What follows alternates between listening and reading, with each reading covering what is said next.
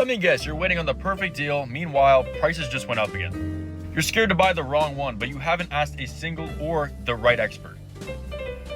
Or you spend hours and days sitting behind a screen browsing and you never test drive anything. The truth is, most people don't buy a boat because they're scared of looking dumb.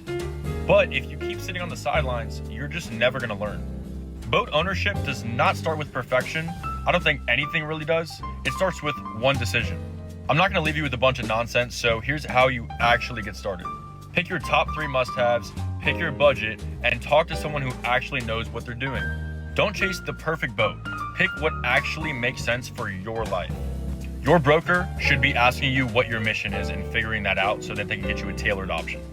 They should also be with you and holding your hand through the whole process because this is a process.